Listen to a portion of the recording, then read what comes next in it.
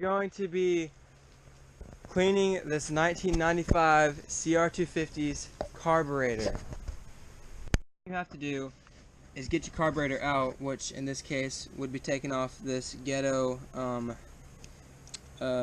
zip tie, and then on this side there is, I don't know if you can see it, there's a screw clamp thingy in there, and we'll just take that loose and pop this zip tie off, get the carburetor out, obviously take off the gas hose and all that, and take out your throttle, your slide and everything out of here, and we'll take the carburetor out so we can clean it, and then I will turn the camera back on whenever we get it out.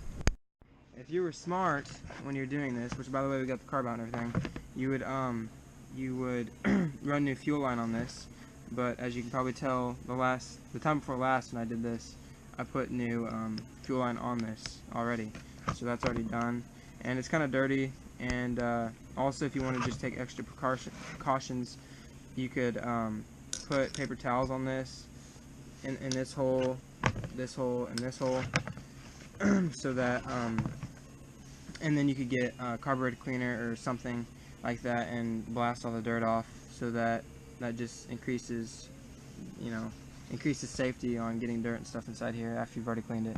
But pretty much, if you're new to cleaning carburetors, the main goal is to get all the jets out and stuff, and the jets, needles, and all that out, and just make sure everything's cleaned, and make sure you thoroughly clean the jets, especially inside the jets. And what we're going to do is we're going to take the float bowl off, which is this right here. This bottom looks kind of like a bowl. We're going to take this off, and in there will be a float, a needle, valve, which you'll see that in a second, and then all your jets and such. This is your idle screw, and this is your choke, and we'll take that out in a minute also to show you that. But like I said, we're not going to take any of the hosing off or any of that. This is just going to be a quick job, and we will start back up whenever we get the bowl off. When you are also, whenever you get the carburetor out of your bike, you want to take this bottom part off right here, this little bolt head screw thing, and take it off and get, have somewhere where you can pour gas and everything, and you can drain your carburetor through that hole first, so you don't have gas leaking all over the place, and then you can just screw that back in. And also, that's why this carburetor, it's a smart idea, or carburetor, that's why this cardboard is down also, is so it helps soak up the fuel so that you don't get it all over the place. But what you want to do is, whenever you go to take off the float bowl on this carburetor, which is a Keihin, I believe, Keihin or something like that. This came stock on a CR250 95. You will have 4 screw holes, and I believe it's usually like this on most carburetors on dirt bikes. It's very common, and right here are just kind of these little mount things that your tubing runs through, and as you can see, it just goes right on that hole, and your screws will run through that, so just remember where they go. And then you can just kind of push them to the side for a second, and then after I've already taken these screws out, but you can pull that off, and then right there's your float bowl, and this black part here, this is your float, and that moves up and down, and that's what regulates your fuel, how much fuel goes in. And right in here there will be a little needle, and I'll show you that in a second, but let me clean my hands off real quick. Right here is a plastic piece. I actually don't know why this is in here, but it is, and you just pop it off like that, and just remember how it sits in there. It goes like that, and then you set that to the side. These are your different jets, and yeah, something to always remember whenever you're doing jets, if you're new to this, is screws. You want to know how many screws you are in and how many you are out. If you're like, let's say you're going to take one of these out, some of them are screwed all the way in, like they just have to be, and then some of them, like the idler screw, stuff like that, is screwed in a certain amount of screws in or out, which is, that regulates how much fuel and air goes to your bike, which makes it idle. And so like, you just want to be safe with how many turns these are in. So for instance, if you're going to do the idler screw, this can turn in or out like this, Well, as you can see, it's straight up and down. So if I wanted to know, if I wanted the same idle whenever I put the carburetor back on, I would stick my screwdriver in there, and I would see that it's like that, and I would just count. I would go 1, 2, 3, 4, 5, 6, 7, 8. Alright, that's 8 screws in. So now I can back that all the way out, and I know that if I go, whenever you go to put this back on, you just screw it all the way back in, and then back it out 8 turns, and you're right back to where you were before you pulled this all out, and your bike will idle whenever you get back in. That's something definitely to keep in mind, so that you don't put your carburetor back on and then, you know, wonder why it's not idling. Also, whenever it comes to taking off this float, there's a little pin in here, and I'll see if you can. I'll just try to get it to rock out here. This little pin right here, you just pull that out, and you set that down in somewhere to hold your stuff. And then here's your float. You'll pull your float out. Here is that needle, and that you know, regulates how much fuel goes into your engine. So definitely, you know, keep these parts somewhere where they're not going to get lost. And then you just blow all this out with carburetor cleaner, and just start cleaning stuff out. Pull these jets out and clean them all out, and then I'll show you how to clean a jet here whenever we come back. Okay, now that we got all that out, the floats and everything, these are your your jets. So with this one, you just get a pair of pliers or a socket. A socket would be the best, and I just use a pair of pliers though. You loosen it up, and you can screw it out by hand, as you can see that. And they have numbers and stuff on the side telling you what size they are and everything.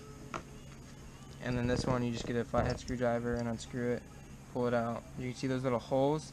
Sometimes those will get clogged up, and that's what, you know, spraying the carburetor cleaner through. You can even use compressed air also for that. And we'll run some carb cleaner through that in a second. That's all the jets in this carburetor right here in the float bowl area. But I'll just show you how to clean something out like this out real quick. You'll get a can of carburetor cleaner, and there's a hole right there, and you'll stick this nozzle up to that hole. Watch your eyes when you do that, and just give it some squirts like that. And as you can see, all the holes are clean. There's nothing in them. You can probably see through it, and you just do that with everything, just to make sure. This shouldn't really get plugged, but just in case, just give it a squirt or two. And once you get done with that, you just put them back in the way that they came out. All these were screwed in all the way, so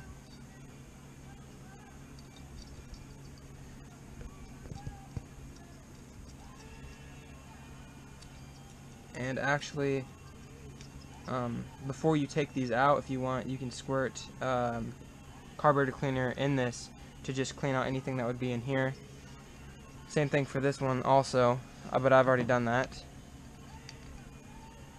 Get my bent screwdriver here, and try not to get bit by mosquitoes. Just tighten it up. Then hand tie it. Come with a pair of pliers. Just give it a little tighten. And then right here is that needle that came out of this right here. So whenever you go to put that back in, I always make sure my hands are clean, or try to be relatively clean, so you don't get any dirt or anything in there. And just make sure it's cleaned off. And once it's clean, there's nothing on it. You can see there's kind of little pieces of dirt on that. I'm gonna make sure I get off. You'll get your float. You'll get your float, and there's a little lip right here, and there's a little hole. You want to just put that just like so. Oh, let's try to do that again. You put that in there just like so. Try to let it stay on there. Keep it on there. Make sure everything's cleaned off here. Then you'll flip your carburetor back, and then you're just going to want to set that down in there, just like so. And then you'll go back inside your tools here, or your parts, get that rod that held everything in, and set it up where that rod will slide through. There's nothing that holds this rod in, it just, you just push it through and it stays in itself. And just like that. And the inside of this is good. Before I go and put this back on, I will clean off right on the edges of the carb, so where the seal on the float bowl connect to the carb will be clean. And I've already gone through and cleaned this one off, but you can see, just make sure your O-ring and everything sitting in here is seated nice, and make sure that it's not corroded or broke anywhere. This right here is just a overflow, so if it starts to overflow, it'll come out of this and drain out of this pipe down. And as you can see on here, there's little studs, and there are right here also, so you want to just make sure you line that up correctly. And actually, before I forget, you want to get this plastic piece and make sure it's cleaned off, and you want to slide it back on just like you took it off, with that curve going on the inside. And just usually it clicks, but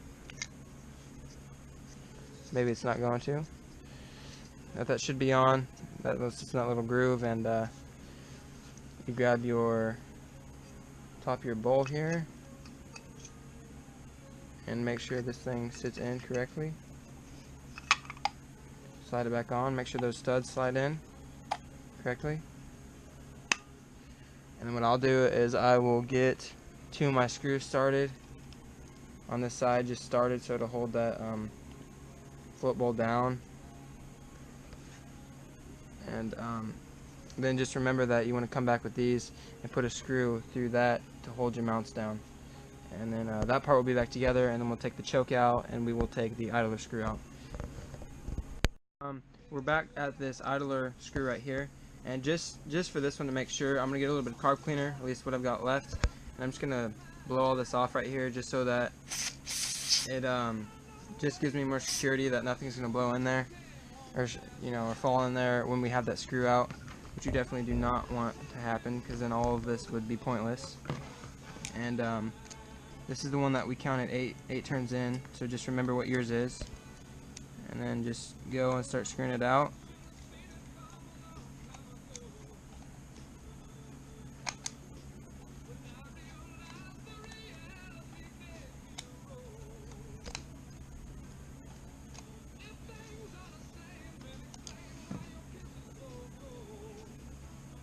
Right there, that's your